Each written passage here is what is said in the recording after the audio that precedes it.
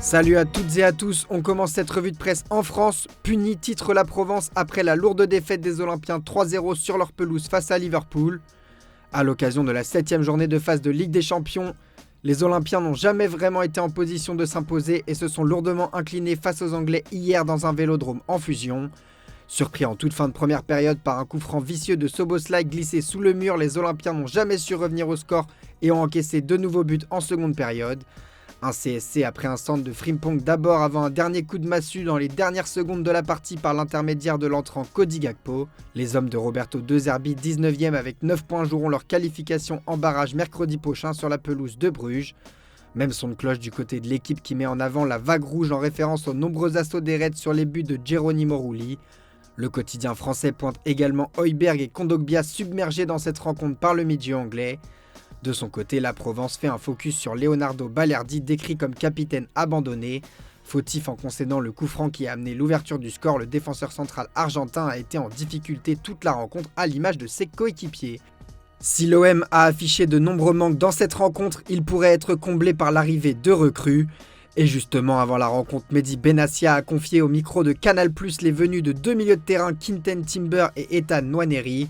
Le premier a paraphé un contrat de 4 ans et demi tandis que le second arrive en prêt sans option d'achat pour 6 mois en provenance d'Arsenal. Au sujet de Timber, le dirigeant marocain a précisé que si son arrivée était initialement envisagée libre cet été, l'OM a préféré agir maintenant, craignant la concurrence des clubs anglais et allemands sur ce genre de profil selon ses mots. Enfin, Benassia conclut en faisant le point sur le dossier Abdelli. Pour rappel, l'OM a offert 2 millions d'euros pour le milieu algérien dont le contrat avec le SCO s'achève en juin. Une somme non conforme aux attentes des dirigeants angevins qui espèrent de leur côté 4 millions.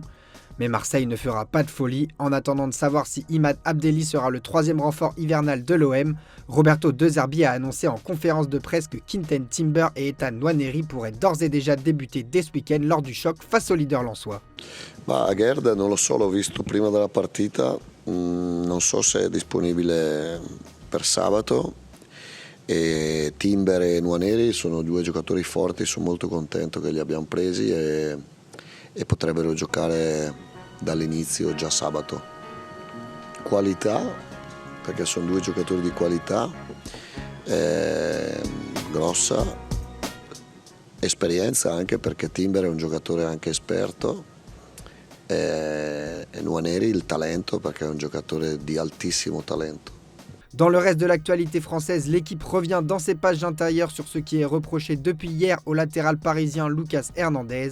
Pour rappel, le joueur parisien est accusé de travail dissimulé et traite d'être humain après une plainte déposée le 14 janvier par une famille colombienne comme le relaye également le Parisien.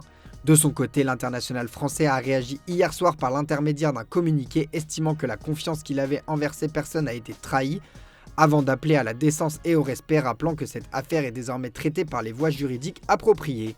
Outre-Manche, les médias anglais mettent en avant la bonne idée de Dominic Szoboszlai sur le premier but des Reds comme le placarde le Daily Express.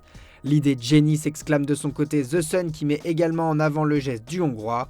Un geste qui a guidé Liverpool vers la victoire plaçant les Reds en bonne posture à la 4e place du côté du Daily Mirror. On revient aussi sur la première apparition de l'Égyptien Mohamed Salah pour Liverpool depuis son retour de la Coupe d'Afrique des Nations et sa titularisation depuis son explosion d'après-match à Leeds le mois dernier.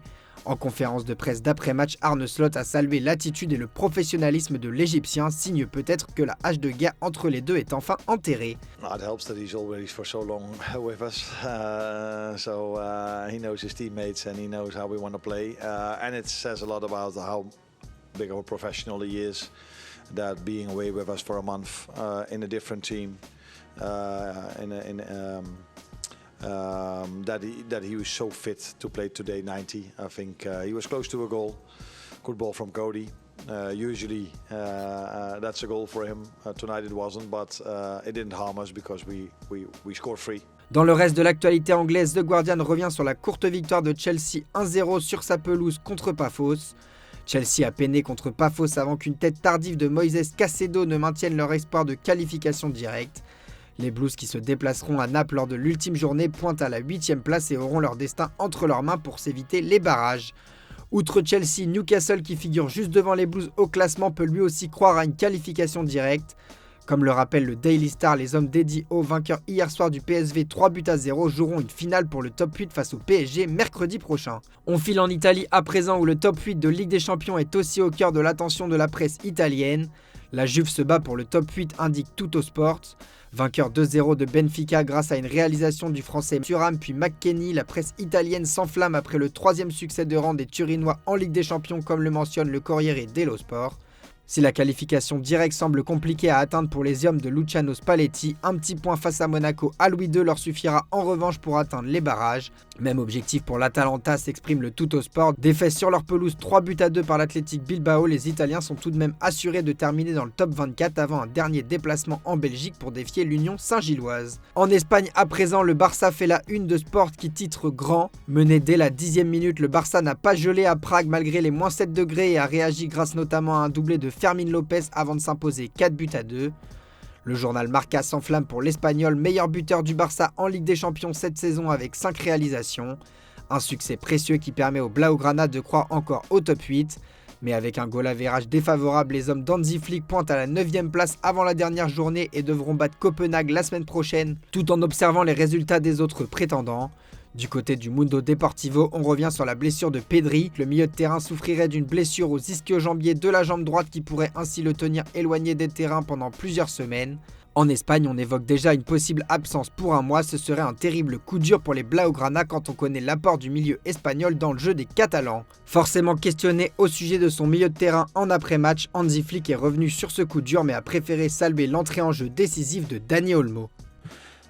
At the end, yeah, it happens, and I don't know exactly now how long does it take. So we have to wait till tomorrow, and then we see, then we know more.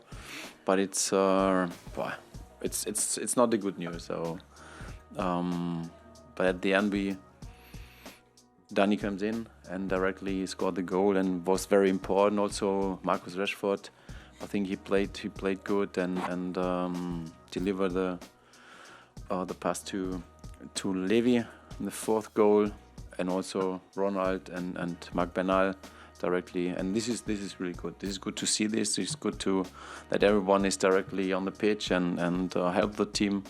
And this is good to see that. Toujours en Espagne, AS indique que le renouvellement du contrat de Vinicius est proche. Le média espagnol précise que la présence de son agent Federico Peña à Madrid pourrait accélérer le processus. En difficulté ces dernières semaines, le Brésilien s'est montré à son aise face à Monaco, auteur d'un but et d'une passe décisive.